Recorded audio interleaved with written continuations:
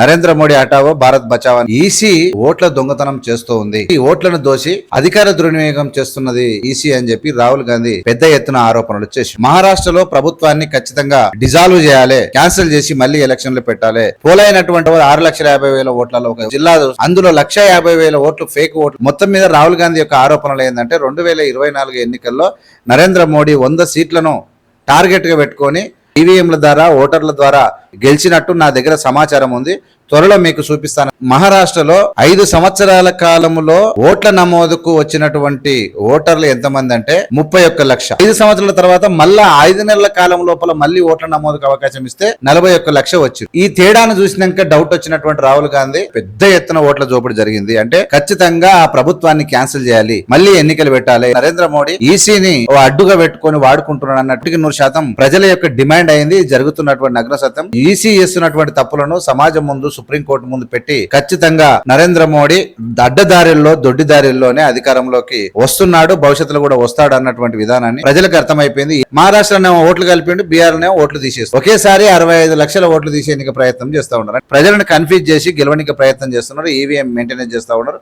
EC ఓట్ల దొంగతనం చేస్తూ ఉంది. ఓట్లను దోసి ప్రజల కన్నులు గప్పి ప్రజలను ఏమరపట్టు చేస్తూ అధికార దుర్వినియోగం చేస్తున్నది ఈసీ అని చెప్పి రాహుల్ గాంధీ పెద్ద ఎత్తున ఆరోపణలు చేసిండు. ఆ ఆరోపణలకు ఊతమిస్తున్నటువంటి ఇప్పుడు మహారాష్ట్రలో అయినా లేదంటే బీహార్ లో జరగబోయే ఎన్నికల్లో మహారాష్ట్రలో ప్రభుత్వాన్ని ఖచ్చితంగా డిజాల్వ్ చేయాలి, క్యాన్సిల్ చేసి మళ్లీ ఎలక్షన్లు పెట్టాలి. అక్కడ పెద్ద ఎత్తున ఓట్ల కుంభకోణం జరిగింది. పోలైనటువంటి 6,50,000 ఓట్లలో ఒక జిల్లా చూస్తే అందులో 1,50,000 ఓట్లు ఫేక్ ఓట్లుగానే నిర్ధారించబడినవి.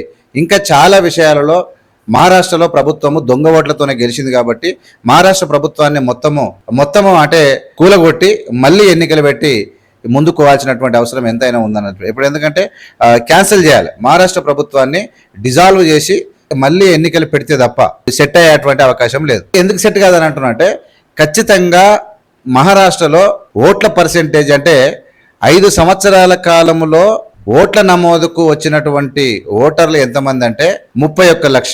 మళ్ళీ 5 సంవత్సరాల తర్వాత మళ్ళా 5 నెలల కాలం లోపల మళ్ళీ ఓట్ల నమోదుకు అవకాశం ఇస్తే 41 లక్ష వచ్చిరు. ఈ తేడాను చూసినాక డౌట్ వచ్చినటువంటి రాహుల్ గాంధీ ఆయా జిల్లాలలో అంటే మనకు ఉన్నటువంటి నిపుణుల చేత కాంగ్రెస్ వాదుల చేత మొత్తం లెక్క చేపిస్తే పెద్ద ఎత్తున ఓట్ల జోపిడి జరిగింది. అంటే ఓట్ల దొంగతనం చేత గెలిచినటువంటి మహారాష్ట్ర ప్రభుత్వాన్ని డిజాల్వ్ చేసి అంటే పూర్తిగా వెనక్కి తీసుకునేలా చేశారు. ప్రభుత్వాన్ని కూలదోసి మళ్ళీ ఎలక్షన్లు పెట్టి రావాల్సినటువంటి అవసరం ఉందని చెప్పి దేశవ్యాప్తంగా ప్రజలు అనుకుంటా ఉన్నారు, ప్రజలు డిమాండ్ చేస్తూ ఉన్నారు. ఎక్కడికి వెళ్ళి అక్కడ ఖచ్చితంగా ఆ ప్రభుత్వాన్ని క్యాన్సిల్ చేయాలి, మళ్ళీ ఎన్నికలు పెట్టాలి. ఎందుకంటే నరేంద్ర మోడీ ఈసీని అడ్డుగా పెట్టుకొని వాడుకుంటున్నాడు అన్నటువంటి అపవాదు కాదు, 100% ప్రజల యొక్క డిమాండ్ అయింది. జరుగుతున్నటువంటి నగ్న సత్యం.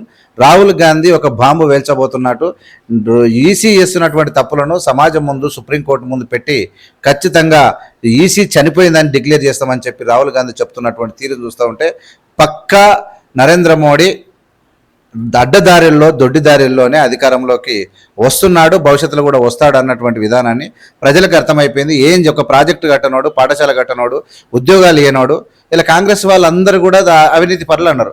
అవినీతి పరులు అన్నప్పుడు డిమానిటైజేషన్ జరిగింది, అంటే ఆ నోట్ల మార్పిడి జరిగింది. నోట్ల మార్పిడి జరిగినప్పుడు అవినీతి పరులు ఏమవుతారు, అందరూ సమానం అయినట్టే. అంటే అవినీతి పరుల దగ్గర ఉన్న డబ్బంతా గవర్నమెంట్కి వచ్చేసింది. అంటే ఆ కాంగ్రెస్లో కూడా అవినీతి పరులు లేరు. ఇప్పుడు అవినీతి పరులు ఎక్కడైనా ఉన్నారంటే బీజేపీలో ఉన్నారు. దోసుకున్న వాళ్ళు మొత్తం బీజేపీలోకి పోయారు, పైసలు దోసుకున్నారు. అది ఇక బీహార్లో మహారాష్ట్రనేమో ఓట్లు కలిపిండు, బీహార్నేమో ఓట్లు తీసేస్తారు. ఒకేసారి 65 లక్షల ఓట్లు తీసేందుకు ప్రయత్నం చేస్తూ ఉన్నారు. అంటే ఏదో ఒక రకంగా అంటే ఇక్కడ కలిపిరు అంటారు కాబట్టి అక్కడ తీసేస్తే అయిపోతుందని మొత్తం మీద ప్రజలను కన్ఫ్యూజ్ చేసి గెలవడానికి ప్రయత్నం చేస్తున్నారు, ఈవీఎం మెయింటెనెన్స్ చేస్తూ ఉన్నారు.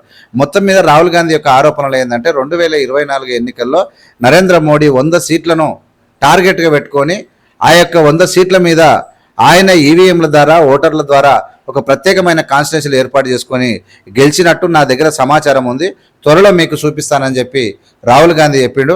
మొత్తం మీద నరేంద్ర మోడీని ఈసీని ఒకేసారి ఈ ప్రపంచానికి వాళ్ళ యొక్క దందనీతిని మోసాన్ని పరిచయం చేస్తా, నేను వేల్చే బాంబుతో నరేంద్ర మోడీ యొక్క ఏం చేసింది మొత్తము చరిత్ర మొత్తం స్మాష్ మటాష్ అయ్యేటువంటి అవకాశాలు ఉన్నాయని చెప్పి రాహుల్ గాంధీ అన్న ప్రజలు కూడా అదే అనుకుంటారు.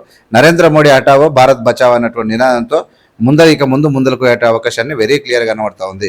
చూస్తూనే ఉండండి ఏవిఎం మీడియా. లైక్ చేసి షేర్ చేసి సబ్స్క్రైబ్ చేసి ప్రజలకు పంపాల్సిందిగా విజ్ఞప్తి చేస్తూ ఉన్నాను. Thank you.